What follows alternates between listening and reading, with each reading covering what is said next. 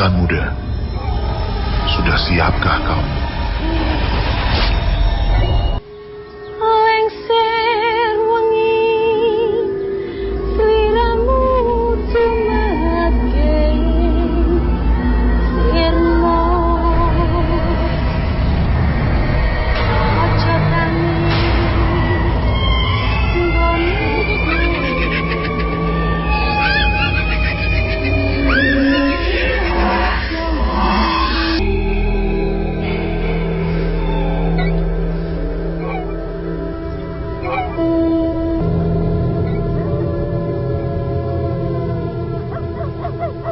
Assalamualaikum warahmatullahi wabarakatuh. Selamat malam Jumat, insan muda. Kita bertemu lagi. Bagaimana kabar kamu? Adakah kejadian-kejadian mistis yang kamu alami seminggu kemarin? Atau mungkin saat ini kamu sedang merasakan suasana aneh di sekitar kamu. Tidak usah heran, insan muda, karena mereka yang gaib mungkin memang sedang ada di sekitar kamu sekarang, sedang menemani kamu di malam Jumat ini. Insan muda, beberapa hari yang lalu ada seseorang yang datang dan menceritakan sesuatu yang cukup membuat kami merinding. Sebut saja namanya Santi. Masih ingatkah kamu akan sebuah cerita di bulan Juli 2010 yang lalu? Cerita tentang anak kos yang mendengarkan ini sendirian, dan akhirnya ada hantu anak kecil yang mengotak-atik radionya. Ya, saat itu Santi dan beberapa orang temannya bersama-sama mendengarkan cerita tentang anak kos tersebut. Awalnya tidak ada sesuatu yang aneh terjadi, tapi sekitar pukul 3 dini hari, tiba-tiba Santi menjerit-jerit dan kejang-kejang. Wajahnya membiru dan bibirnya berdarah. Saat itu juga orang tua Santi berusaha untuk menenangkan dia.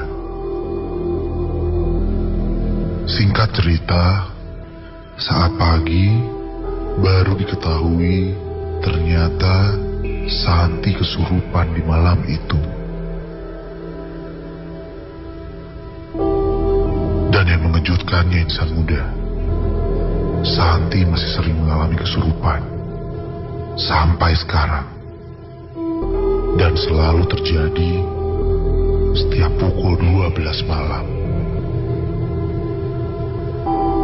Cara medis pun sudah pernah dicoba, tapi masih belum bisa menjelaskan apa yang terjadi pada dirinya.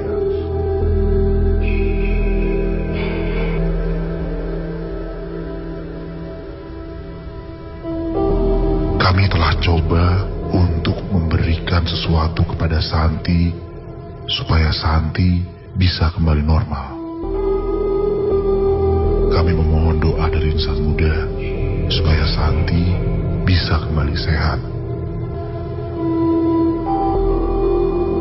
Insan muda, setelah 1 bulan kemarin, kita banyak bermain dengan sesuatu yang berhubungan dengan mata batin. Maka di bulan ini, ya, di bulan Februari, kita akan coba menghadirkan pengakuan dari orang-orang tentang tempat-tempat misterius dan juga menyeramkan di kota Bandung.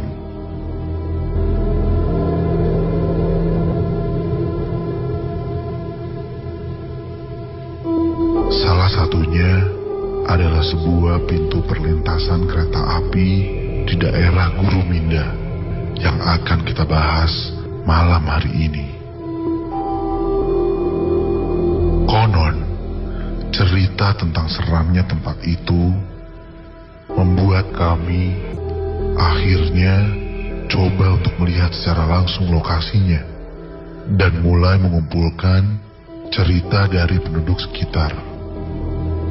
Tapi ada juga cerita dari insan muda yang memang tidak tinggal di sana tapi pernah mengalami kejadian seram itu. Ingin dengar bagaimana pengakuan selengkapnya insan muda? Inilah pengakuan mereka.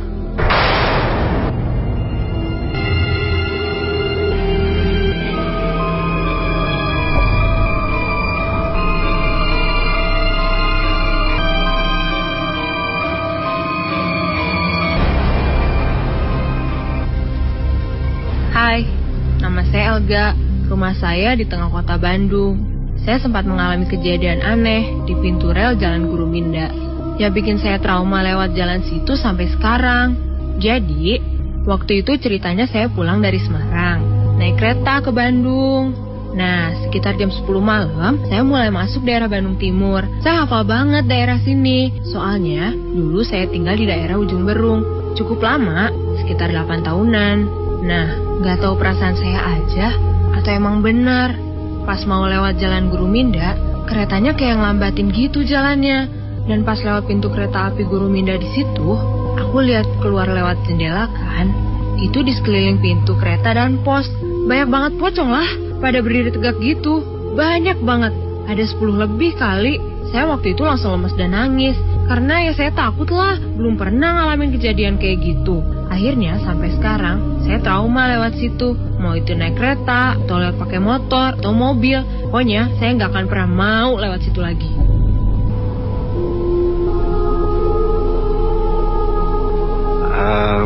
Halo insan muda, nama saya Denny.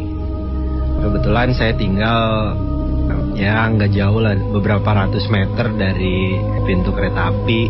Itu tepatnya di daerah Soekarno-Hatta di Jalan Guruminda. Ya, mungkin pada tahu kalau di sana ada satu lintasan kereta api ya. Nah, saya pengen cerita dikit. Sebenarnya ini kejadiannya udah lama banget. Waktu itu saya pulang dari kampus ya, karena kampusku ya nggak jauh dari daerah Soekarno-Hatta. Kalau nggak salah sekitar jam 11-an malam. Ya mungkin aku di situ sebenarnya awalnya nggak tahu kalau di situ ada kejadian apa gitu kan. Nah pas saya sampai di pintu rel kereta api itu, kebetulan waktu itu kereta itu mau lewat gitu. Saya ngelihat kalau di situ ada di seberang relnya ada penjaga pintunya juga, dia udah ngasih tanda dan nutup si pintu relnya karena si kereta itu juga dia dia mau lewat gitu kan, keretanya mau lewat. Nah nggak berapa lama di tengah rel di situ tiba-tiba ngelihat kalau di tengah-tengah itu ada nenek-nenek. Ya wujudnya memang nenek-nenek di situ, ya berdiri di tengah rel dengan kondisi si kereta itu dia mau lewat. Saya refleks dong di situ, langsung neriakin si nenek itu supaya ngejauh dari rel itu. Terus aku juga ngasih tanda, nyuruh ke nenek itu supaya keluar. Ya tapi mungkin karena nenek itu sudah tua, jadi ya dia nggak ngedenger apa-apa. Dengan yang bikin aku kaget, kereta itu datang. Kebetulan dia datang dari arah timur. Datang dari belakangnya si nenek itu. Saya semakin keras teriak, ngeriakin si nenek itu supaya minggir dari rel. Ya sia-sia ternyata, karena itu mungkin si nenek, ya aku juga udah di situ udah ngerasa lemes banget. Nenek itu tertabrak. Dan yang bikin saya bengongnya itu adalah ketika tertabrak nenek itu, ya selayaknya orang lah kalau ketabrak gitu kan, dia pasti mental. Nah ini enggak, itu nembus aja, kereta api itu nembus aja. Nah pas kereta udah lewat, nenek-neneknya juga nggak ada. pintu rel kembali dibuka. Saya lewat aja biasa gitu kan, lewat. Masih sambil kebingungan, terus saya berhenti sebentar di pos jaga. Dan saya pun juga bertanya ke si penjaga rel itu, "Pak, lihat nenek-nenek yang berdiri di tengah rel nggak, Pak? Yang nembus ketabrak kereta." Penjaga itu cuman bilang, dan dia ketawa-ketawa dikit dan katanya, "Dek, malah saya nggak ngelihat apa-apa di situ, nggak ada nenek-nenek di situ. Yang saya lihat itu pocong."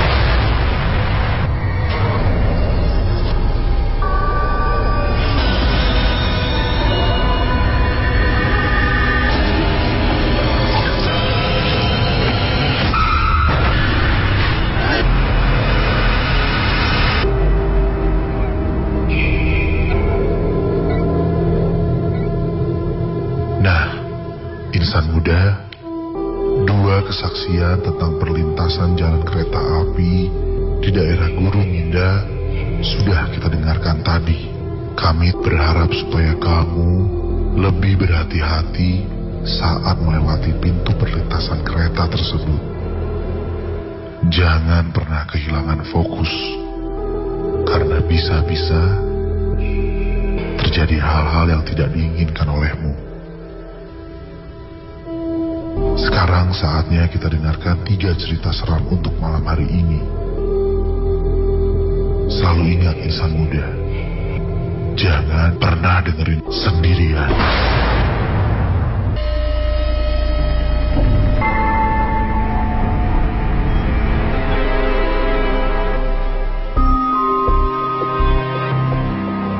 Aku memang selalu mencari sensasi dengan memakai barang-barang yang unik, seperti kaos, jaket, sepatu, bahkan aksesoris-aksesoris lainnya. Biasanya, aku berburu ke toko barang-barang bekas untuk mendapatkan barang-barang yang unik itu.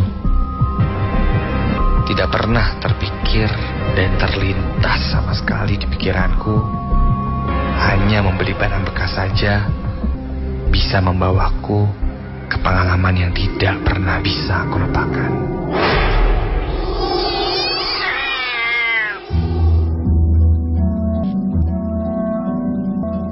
Pengalaman ini aku alami sendiri. Saat itu, aku iseng mencari barang-barang bekas ke sebuah toko barang bekas di sekitar Jalan Riau. Di toko itu tidak semuanya barang bekas. Banyak juga barang-barang barunya. Namun, barang bekas di sana cukup unik dan banyak. Mulai dari lukisan, pakaian, sampai pada mainan-mainan zaman dulu pun ada di sana. Maka dari itu, aku betah berlama-lama di sana. Setelah akhirnya, aku memutuskan untuk membeli sebuah kacamata dengan frame model zaman dulu berwarna bening kecoklatan. Ya, meski ada sedikit noda di framenya seperti noda kecoklat-coklatan, tapi karena unik, akhirnya aku membelinya. Saat aku coba, kebetulan sekali ukuran minusnya cocok denganku. Jadi, aku tidak perlu repot-repot lagi mengganti lensa. Begitu aku membeli, aku langsung memakainya. Lalu setelah itu, aku langsung pulang. Di tengah perjalanan menuju rumah, aku melihat seorang wanita yang tiba-tiba saja menyeberang di depanku. Spontan, aku langsung mengerem motorku. Aku sempat bertatapan dengan wanita itu. Aku melihat wajah dari wanita itu yang benar-benar cantik. Wanita itu pun mengangguk meminta maaf seraya menyeberang. Tanpa pikir panjang, aku meneruskan lagi perjalananku pulang. Hingga sampai di rumah, entah kenapa, aku masih terbayang terus wajah wanita itu.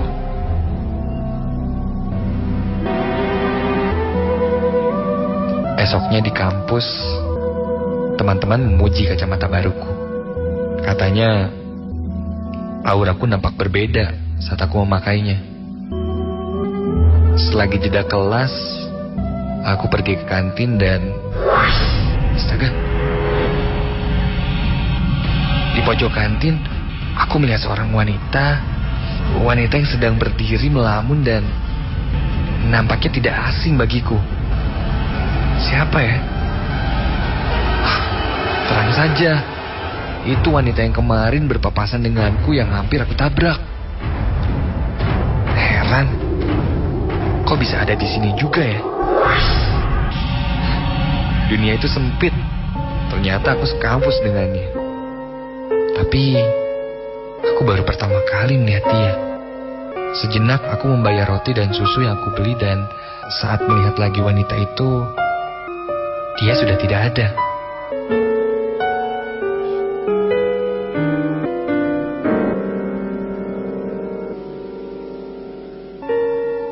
Beberapa hari kemudian, di sore hari saat aku pulang dari kampus, perjalananku terhambat karena hujan.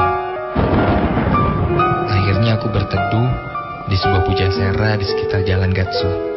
Padahal baru pertama kalinya aku datang kemari, tapi aku merasa pernah kesini sebelumnya. Kapan ya? Saat aku berpaling sejenak, tiba-tiba saja mataku terkunci pada seseorang yang duduk di pojok pujasera itu. Hah? Wanita itu lagi? Kenapa kebetulan banget ya? Tapi memang akhir-akhir ini entah kenapa aku selalu saja melihat wanita itu secara tidak sengaja. Di kampus, di toko buku, di kantin, malah sempat juga berpapasan dekat masjid di kampusku. Tapi aku sama sekali tidak mengenalnya. Malah sempat terpikir olehku, apa ini jodoh ya namanya? Konsentrasiku padanya di pujasera itu hilang saat aku menyantap soto ayam yang aku pesan. Saat aku melihat lagi, wanita itu nampaknya sudah pergi. Selalu saja seperti itu. Akhirnya aku berniat jika bertemu lagi dengan wanita itu, aku akan berkenalan dengannya. Hujan pun reda, dan aku pun melanjutkan perjalananku. Aku mengendarai motorku dengan perlahan, dan di kejauhan, kembali aku melihat wanita itu sedang berjalan sendirian. Nah, ini kesempatanku. Tanpa pikir panjang, aku langsung berhenti di sebelahnya dan mengajaknya berkenalan.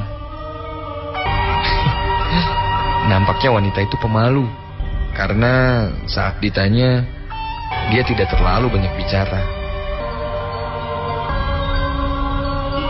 Dia memberitahuku namanya adalah Kumala. Aku lalu menawarkannya untuk mengantarnya pulang. Di perjalanan, aku bercerita bahwa aku sering melihatnya secara kebetulan. Ia pun hanya menjawab dengan senyuman. Tak lama, akhirnya sampai juga di rumahnya yang terletak di Jalan Pirus. Saat itu, dia bilang padaku, "Tunggu sebentar ya, nanti saya bukain pintunya." Lalu dia masuk ke rumahnya lewat pinggir, dan sepertinya dia masuk lewat pintu belakang. Hampir 15 menit aku menunggu di depan pintu. Kumala nampaknya tidak kunjung keluar. Akhirnya aku mengetok pintunya. Dan keluarlah seorang wanita yang agak tua dan sepertinya dia itu ibunya. Saat aku tanya, "Kumalanya mana, Tante?" Beliau langsung menyuruhku masuk dan balik bertanya,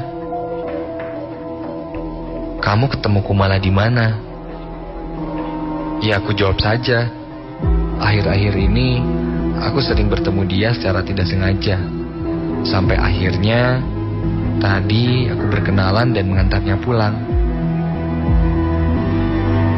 Ibu itu nampak terkejut tidak percaya. Tiba-tiba saja dia menunjuk kacamataku.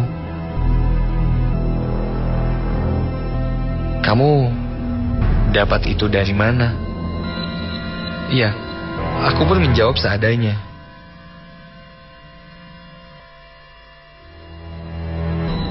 Aku mendapatkan ini dari toko barang bekas, dan belum selesai aku menjawab pertanyaan itu, tiba-tiba saja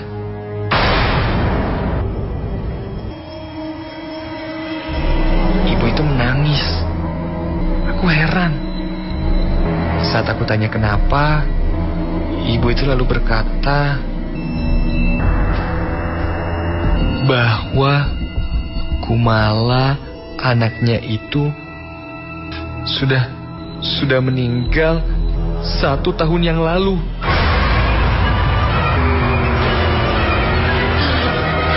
Saat itu Kumala tertabrak motor dan tubuhnya terpental. Lalu di perjalanan menuju rumah sakit, dia meninggal dunia. Dan kacamata yang aku pakai ini adalah kacamata Kumala yang hilang saat kecelakaan. Bulu kuduku langsung berdiri. Aku tidak percaya. Dan mungkin, kata ibu Kumala, kacamata itu ingin dikembalikan. Dan noda kotor kecoklatan itu, aku yakin itu adalah darahnya Kumala yang menempel saat kecelakaan itu. Aku kaget dan takut saat mendengarnya, dan aku langsung memberikan kacamata itu kepada ibunya.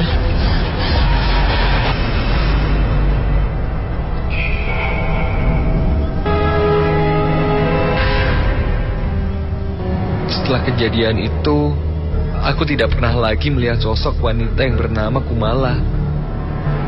Dan setelah kejadian itu pula, aku menjadi trauma untuk membeli barang-barang bekas. Karena aku takut pemiliknya tidak rela barangnya dipakai oleh orang lain.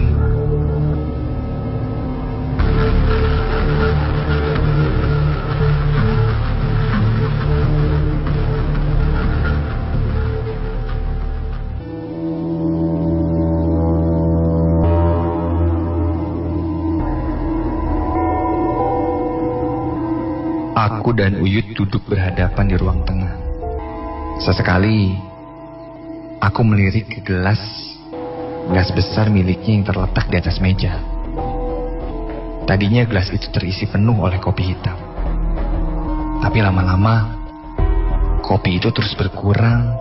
Padahal, aku sama sekali tidak melihat Uyut meminumnya.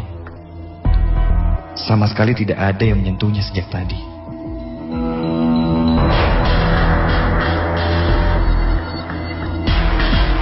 Aku dan Uyut sama-sama diam membisu, menunggu azan maghrib selesai untuk kembali melanjutkan obrolan kami. Yang jujur, buatku, itu sangat mistis.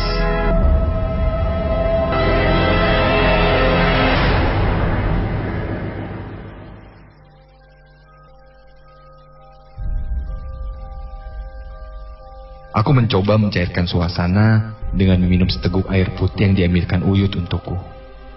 Tak lama, azan maghrib selesai. Tiba-tiba, jantungku berdegup kencang lagi, bersiap menerima kata-kata mistis dari Uyut.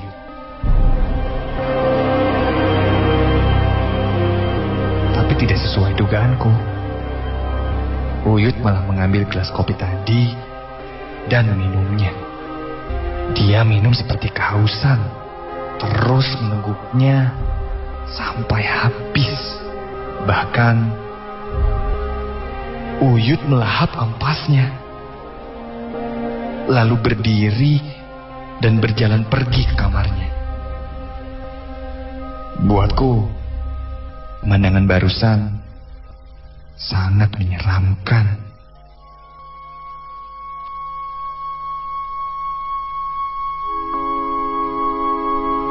Tiga larangan Uyut, begitu aku menyebutnya. Pertama, jangan pernah sholat selain di kamar kamu. Kedua, jangan pernah menemui penduduk desa sini. Yang ketiga, jangan pernah ada di dalam rumah setiap Jumat sore. Pergilah ke sungai di belakang rumah dan jangan kemana-mana. Sudah hampir 2 minggu aku hidup dengan 3 larangan itu, tanpa berani bertanya apa alasan dibalik itu semua. Uyutku adalah seorang wanita tua berusia sekitar 75 tahun yang sudah lama sekali tinggal di desa ini. Sebuah desa kecil di daerah Cianjur.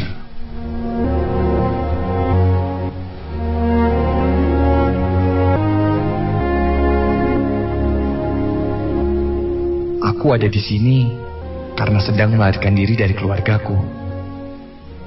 Orang tuaku bercerai dan sepertinya disinilah aku bisa menyendiri, walaupun memang desa ini sangat aneh bagiku.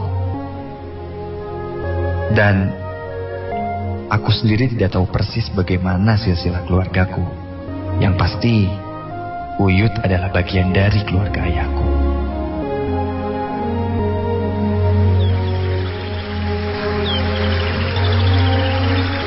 Hari ini hari Jumat, dan karena perintah Uyut tadi, aku sekarang sedang berdiri di pinggir sungai, melihat air yang sedang mengalir, sambil sesekali mengambil batu dan melemparkannya ke arah sungai. Sebenarnya, di dalam hati aku bertanya-tanya, kenapa aku harus melakukan ini semua? Jika Uyut tidak ingin aku ada di rumahnya, kenapa juga harus berdiam diri di sungai ini? Padahal, desa ini cukup bagus dan cukup menarik untuk dijelajahi. Tapi percuma. Rasa penasaranku sepertinya tidak akan pernah terjawab. Tiba-tiba, saat itu terdengar suara seperti suara tangisan. Dan itu terdengar tidak jauh dari tempatku berdiri.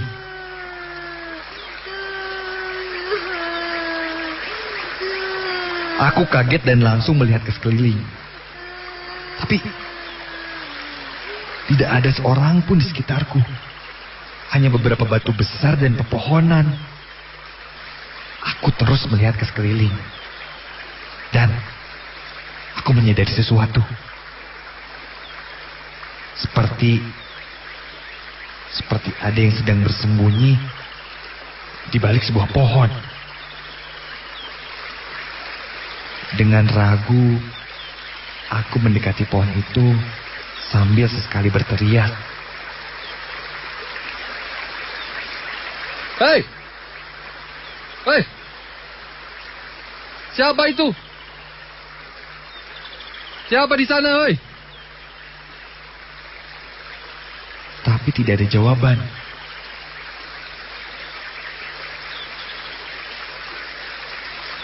Aku mempercepat langkahku dan akhirnya sampai di pohon itu. Aku segera melihat siapa yang bersembunyi di balik pohon itu. Ternyata di sana berdiri seorang anak kecil yang sedang menangis.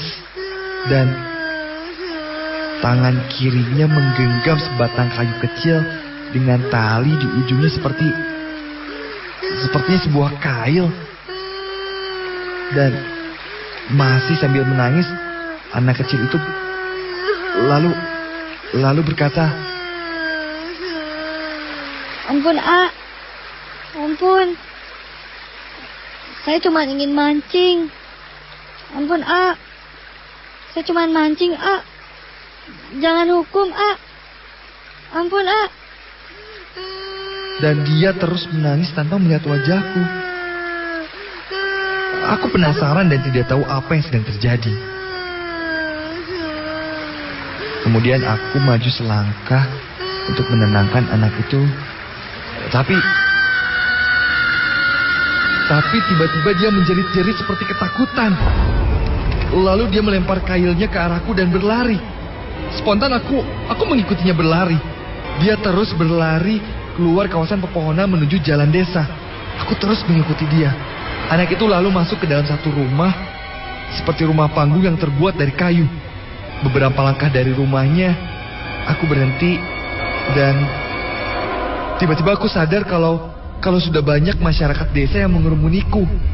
Aku melihat ke sekeliling, mereka semua nampak ketakutan dan bahkan ada beberapa orang yang mundur perlahan. Kenapa mereka semua?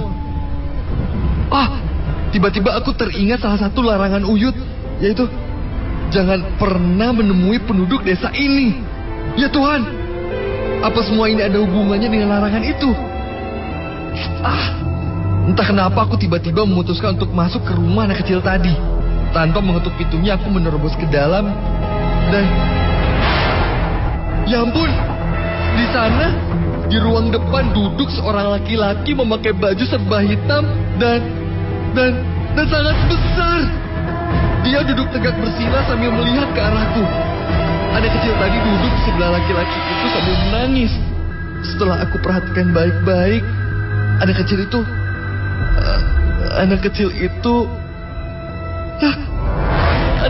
melayang.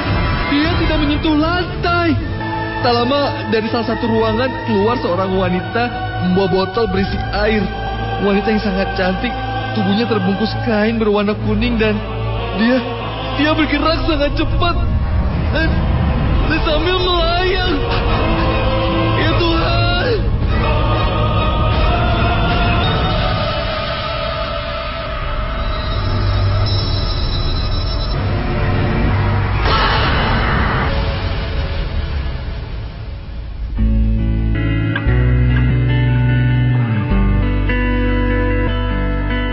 Aku berjalan-jalan dengan tenang di jalan desa. Siang ini, desa nampak sepi. Hanya ada beberapa orang yang aku lihat. Aku sudah tahu semuanya. 10 tahun terakhir, desa ini adalah tempat pembuangan jin. Mereka semua muncul setelah maghrib di desa ini. Dan penduduk desa sini akhirnya memutuskan untuk berdampingan dengan jin-jin itu. Dengan tujuannya masing-masing. Kenapa aku tidak boleh sholat selain di kamarku? Itu karena Uyut memelihara banyak sekali jin kafir di rumahnya.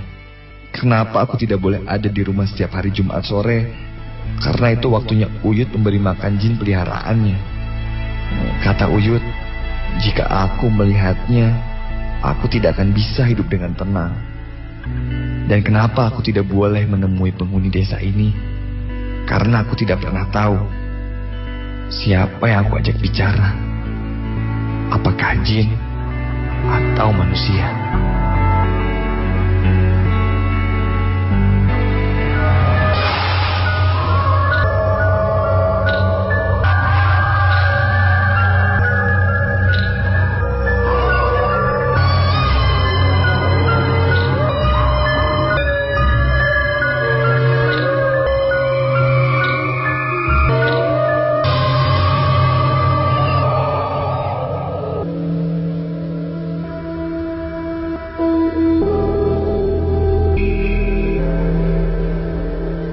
Bagaimana insan muda? Puas dengan cerita malam hari ini? Semoga cerita-cerita tadi dapat membuat kamu semakin waspada dan semakin dekat dengan Tuhan Yang Maha Esa. Karena apapun bentuknya di dunia ini, semuanya adalah ciptaan Dia. Insan muda, setelah satu cerita terakhir nanti, saya pamit undur diri. Selamat malam Jumat dan selamat bermimpi buruk.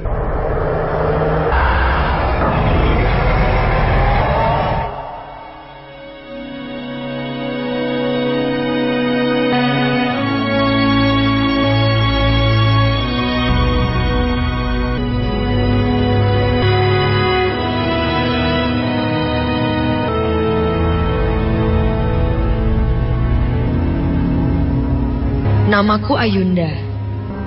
Aku seorang mahasiswi jurusan kedokteran di sebuah kampus swasta di daerah Pasteur. Aku bukan orang Bandung. Aku berasal dari Serang, Banten. Di tahun-tahun pertama kuliah, aku tinggal dengan Tante Ina, sahabat ibu dari kecil. Tapi lama-lama aku menjadi tidak nyaman. Dan akhirnya aku pun memutuskan untuk tinggal sendirian dan menjadi anak kos.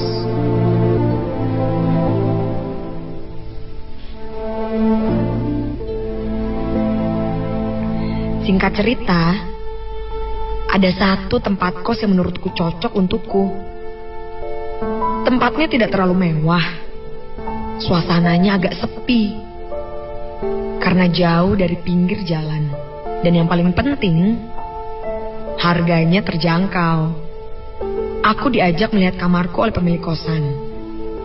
Ternyata di kamarku sudah disediakan beberapa benda, seperti kasur, cermin, sebuah kursi, dan lemari kecil. Wah, beruntung sekali aku ini.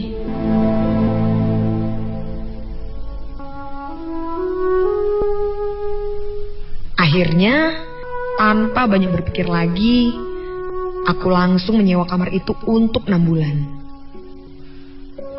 Malamnya, aku telah selesai membereskan dan menata kamarku. Cukup rapi dan nyaman. Setelah selesai, aku keluar kamar sebentar untuk pergi ke kamar mandi. Aku pun bertemu dengan Novi, penghuni kamar sebelahku. Kami berkenalan dan sedikit mengobrol. Di akhir obrolan kami, dia berkata, hati-hati ya. Lo jangan ngaca kalau udah jam 12 malam. Terus nih, kalau misalnya lo mau tidur, assalamualaikum dulu. Kasur lo kan udah lama tuh gak dinempatin. Takutnya nih, lagi ditempatin sesuatu tuh sekarang. Lalu dia tertawa dan masuk ke kamarnya. Sialan. Kenapa coba dia harus berkata seperti itu? Aku kan agak penakut orangnya. Aku lalu masuk ke kamarku, dan hal pertama yang aku lihat adalah kasurku. Tapi tidak ada yang aneh di sana. Tapi aku kok jadi sugesti ya? Udah. Aku gak peduli ketakutanku dan langsung tidur di kasur itu. Tepat saat itu, aku merasakan ada sesuatu yang aneh. Aku merasa ada sesuatu tertindih olehku. Bukan seperti kasur. Entah apa ini. Yang pasti ini membuatku merinding. Kemudian aku meyakinkan diriku bahwa itu hanya sugestiku saja. Aku membetulkan posisi tidurku, dan sesuatu itu sudah tidak terasa lagi. Tuh kan, ternyata benar tadi cuma sugesti. Mungkin karena aku berada di tempat baru, jadinya aku susah tidur. Aku iseng melihat jam dinding. Ternyata jam 12:20 menit. Entah kenapa, tiba-tiba saja aku teringat kata Novi tadi. Katanya, jangan bercermin lewat dari jam 12 malam. Aku lalu melirik cermin di kamarku. Cermin itu memantulkan bayangan pintu kamarku. Aku terus melihat cermin itu. Lama-kelamaan, aku penasaran. Aku lalu bangun perlahan dan berjalan ke arah cermin. Lalu duduk di kursi yang terletak di depannya. Aku duduk dan memandang ke arah cermin. Cahaya kamar yang agak gelap membuatku tidak bisa melihat jelas bayanganku di cermin. Aku lalu mendekatkan jarakku dan cermin.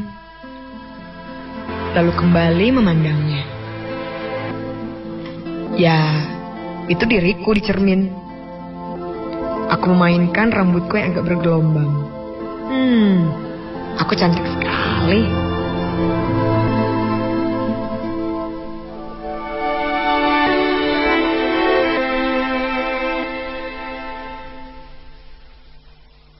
Sambil memainkan rambut, tiba-tiba tanganku gemetaran.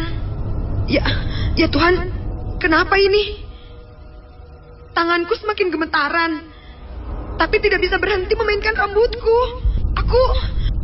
Aku seperti tidak bisa melawan tubuhku sendiri. Aku memandang lurus ke dalam cermin, dan aku melihat di sana bayangan itu bukan aku. Ada seorang wanita sedang duduk memainkan rambutnya. Sama seperti aku sekarang. Dia menatapku sambil tersenyum. Aku benar-benar tidak bisa berbuat apa-apa selain itu. Akhirnya aku memaksakan diri untuk istighfar. Tapi sangat susah. Aku seperti lupa cara mengucapkannya. Tapi akhirnya aku bisa. Astagfirullahaladzim. Setelah berhasil mengucapkan istighfar, tanganku berhenti memainkan rambut dan tergeletak lemas. Aku langsung memejamkan mata dan secepatnya naik ke tempat tidur. Aku tidak mau melihat cermin itu lagi. Sambil gemetaran, aku menangis. Aku takut sekali. Aku lalu tidur menyamping ke arah tembok. Aku menangis dan gemetaran hebat. Tiba-tiba saja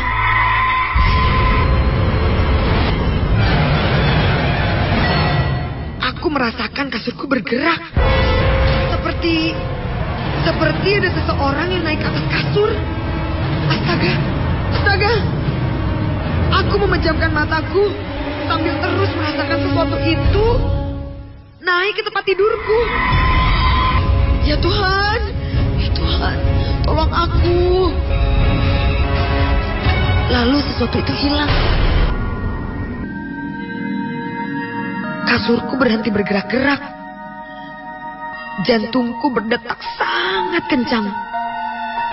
Lalu perlahan aku menggerakkan kepala dan badanku, menengok ke belakang,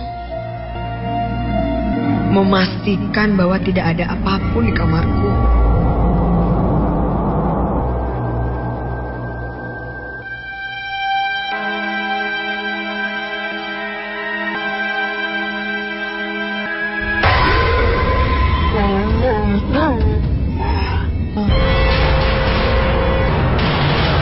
Ya Tuhan, wanita itu berada tepat di sebelahku. Dia tidur meringkuk, menghadap ke arahku. Matanya melihatku tajam. Tak lama, dia menyeringai.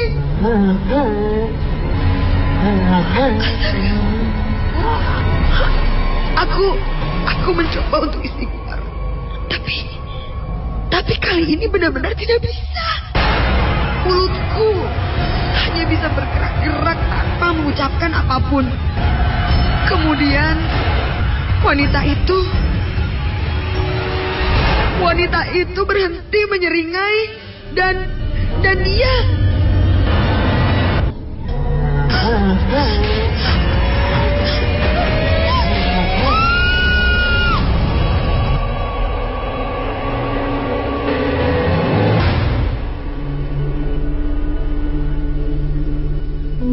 Aku terbangun esoknya. Novi ada di sebelahku. Setelah aku menceritakan semuanya, dia berkata bahwa semalaman dia mendengar aku menangis dan berteriak-teriak, tapi tidak berani masuk ke kamarku. Novi akhirnya cerita, 4 tahun lalu, Puput, penghuni kamar ini, meninggal setelah sebelumnya diculik dan disiksa. Lalu Novi berkata lagi, aku kan udah bilang, jangan ngaca lewat jam 12 malam. Itu waktunya hantu Puput untuk bercermin.